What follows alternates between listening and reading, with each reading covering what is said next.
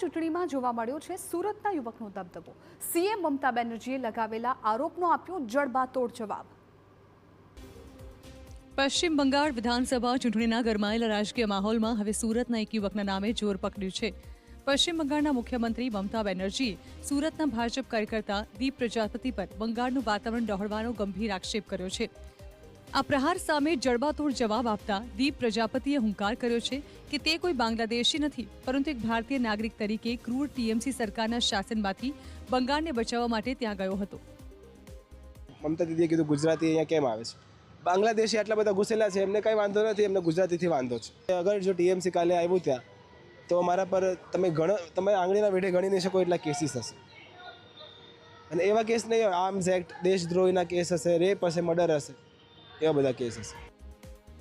દીપનો દાવો છે કે બંગાળને બચાવવા માટે ટીએમસીની આ ક્રૂર સરકારને હટાવવી જરૂરી છે। દીપે દહેશત પણ વ્યક્ત કરી છે કે આવતીકાલે પશ્ચિમ બંગાળમાં મમતા સરકાર આવી તો તેની સામે એક્શન લેવાઈ શકે છે। બંગાળ તો હું જઈ નહીં શકું પાછો, પણ મને પોલીસ લેવા માટે આવશે, પણ બંગાળ હું પાછો નહીં જઈ શકું એવી પરિસ્થિતિ હશે। જઈશ તો ત્યાં હું જીવતો નહીં નીકળું, એટલી ભયંકર પરિસ્થિતિ છે ત્યાં।